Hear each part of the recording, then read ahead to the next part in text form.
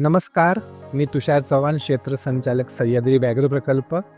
All India tiger estimation 2026 मध्ये phase 1 sign सर्वे, तिथल्या हार्बिवरेज estimation हे सर्व होता.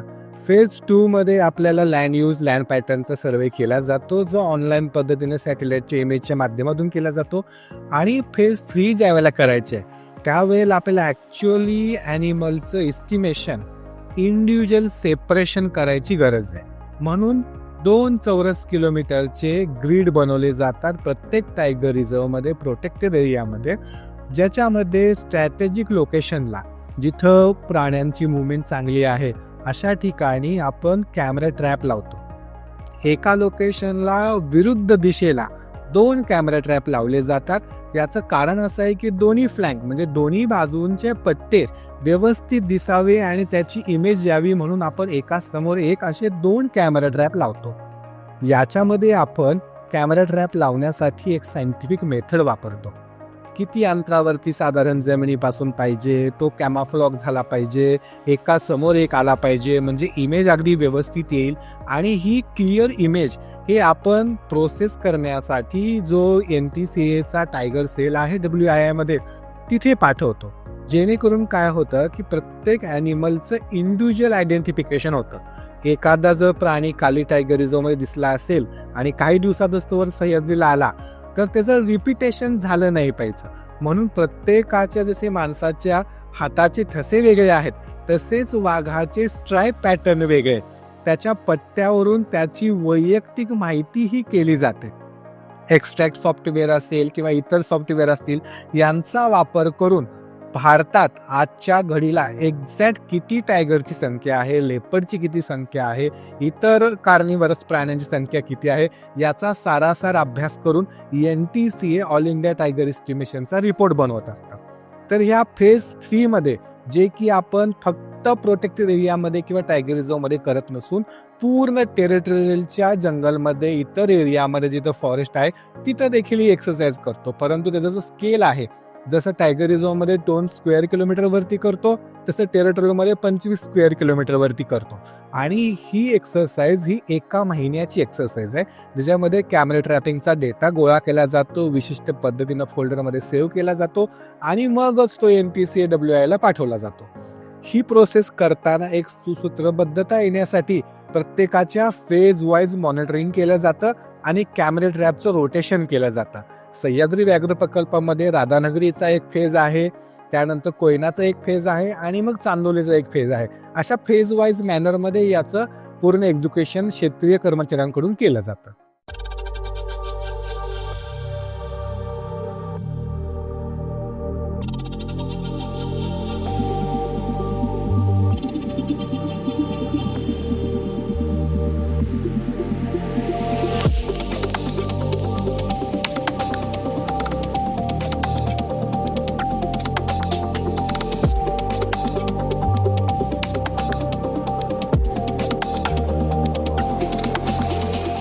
नमस्कार, मी Priyanka Bhavar, assistant conservator of forest wildlife Radhanagari. या पदावर मी ऑगस्ट 2024 पासून कार्यरत आहे. मी MSc ग्रॅज्युएट आहे. मी 2016 बॅचची RFO आहे. या पदाअंतर्गत माझ्या अंडर 2 रेंजेस येतात, राधानगरी आणि दाजीपूर. आणि माझा जो रोल आहे तो इम्प्लिमेंटिंग फॉरेस्ट पॉलिसीज आहे, promote afforestation, wildlife conservation and protection and a bridge between local communities, department and our forest staff. तर ही जी राधानगरी वाईल्ड लाईफ सँक्च्युरी आहे ही the first wildlife sanctuary in Maharashtra आहे, जी 1958 साली स्थापन झालेली आहे.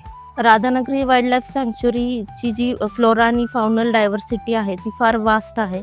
याच्यामध्ये आमच्याकडे कीस्टोन स्पेसीज म्हणजे गवा आहे, त्याच्यामध्ये लेपर्ड कॅट, रेअरमध्ये leopard cat, mouse deer, otter, आता रिसेंटली आमच्याकडे टायगर पण आलेला आहे. बटरफ्लाईजची फार वास्ट डायव्हर्सिटी आहे. जे काही ग्रासेस आहेत पॅलेटेबल प्लस नॉन पॅलेटेबल, त्याची पण आमच्याकडे खूप सारी डायव्हर्सिटी आहे. ऑर्किड्स पण आमच्याकडे फार रेअर ऑर्किड्स आमच्या इदरगंज पठारावरती आढळून आलेले आहेत. अखिल भारतीय व्याघ्रगणना जी आहे तिचा मूळ उद्दिष्ट की आपण दर 4 वर्षांनी वाघांची मोजणी करतो, जी WII व NTCA यांच्याद्वारे केली जाते.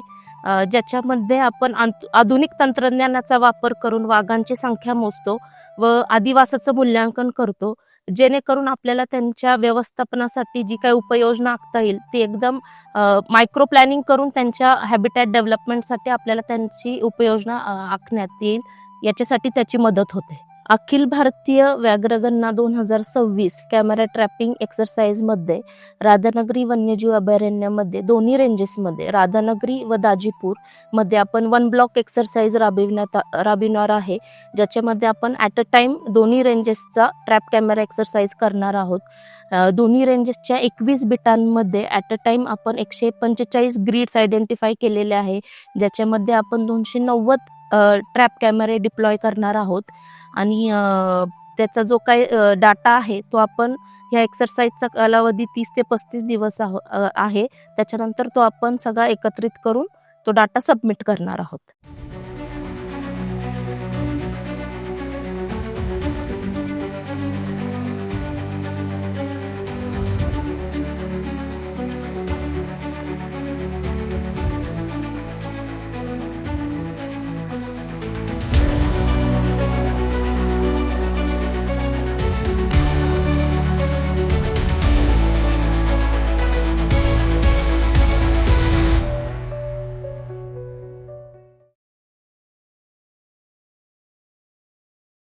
नमस्कार मित्रांनो, माझं नाव संजय सदाशिव कांबळे, वनपाल वन्यजीव राधानगरी. आपण राधानगरी अभयारण्यातील इदरगंज पठार या नावाने ओळखले जाणाऱ्या ठिकाणी आपण आज आलेलो आहोत. सध्या अखिल भारतीय व्याघ्रगणना हा प्रोग्राम सुरू आहे. सदरचा प्रोग्राम 8 तारखेपासून सुरू झालेला आहे.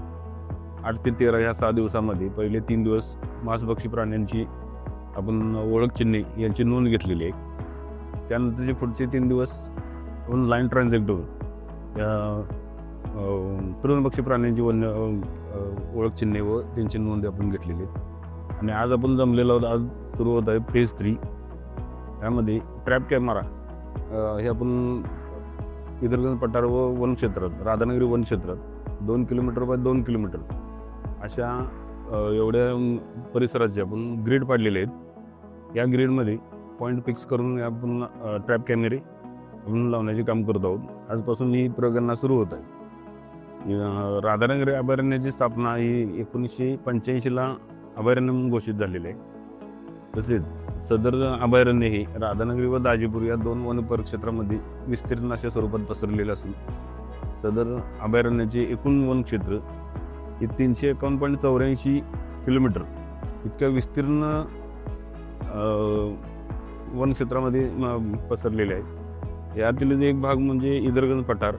हा इदरगंज पठार राधानगरीतून सुरू होऊन हा दाजीपूर अभयारण्यापर्यंत एवढ्या विस्तीर्ण मोठ्या प्रमाणात पसरलेला आहे. यामध्ये आम्हाला इदरगंज पठारावर ट्रॅप कॅमेऱ्यामध्ये दिनांक 13 डिसेंबर 2025 रोजी पट्टेरी वाघाची आम्हाला वाघ ट्रॅप झालेला आहे.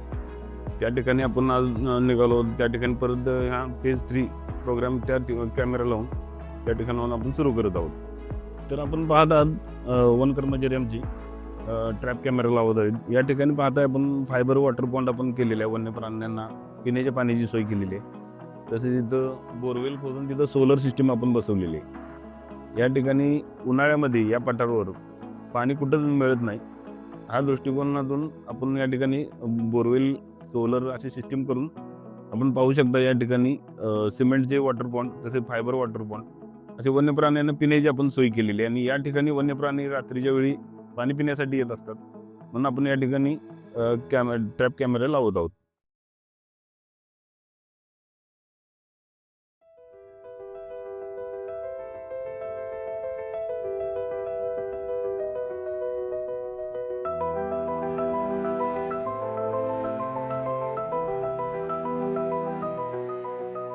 नमस्ते, मी सरिता पाटील, वनरक्षक कारिवडे. आज आपण फेज 3 बघणार आहोत. याच्यामध्ये ट्रॅप कॅमेरे लावले जातात. ट्रॅप कॅमेरे जंगलामध्ये वेगवेगळे ग्रीड पाडून ते वेगवेगळ्या ठिकाणी प्रत्येक ग्रीडमध्ये कॅमेरे लावले जातात. ह्याच्यामध्ये कॅमेरा अशा ठिकाणी लावण्यात येतात की ज्या प्राण्यांच्या पाऊलखुणा आहेत, पायवाटा आहेत, त्या ठिकाणी हे कॅमेरे लावले जातात. कॅमेरे लावले जात असताना एकाच वेळी 2 कॅमेरे लावले जातात. ट्रॅप कॅमेरे लावल्यानंतर प्रत्येक आपण 4 दिवसांना ते कॅमेरे लावल्यानंतर आपण चेक करायला जातो की त्याच्यामध्ये कोणते प्राणी आलेले आहेत. त्याच्यानंतर प्रत्येक 4 दिवसानंतर डाटा आपण बघतो, चेक करतो की कॅमेरे व्यवस्थित आहेत का नाही. हा आपण डाटा पूर्ण आमच्या वरिष्ठ कार्यालयात सादर करतो.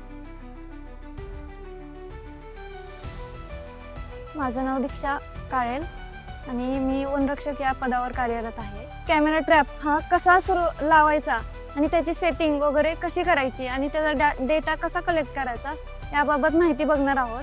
आणि डेटा हा आपण प्रत्येक कॅमेरा ट्रॅप लावल्यानंतर डेटा हा आपण प्राण्यांच्या मुख्य हालचाली, रात्रीच्या तो कसा इव्हेंट करतो किंवा त्याबद्दल आपल्याला माहिती कशी भेटेल यासाठी आपण ते कॅमेरा ट्रॅपिंगचा यूज करून त्याचा डाटा कलेक्ट केला जातो.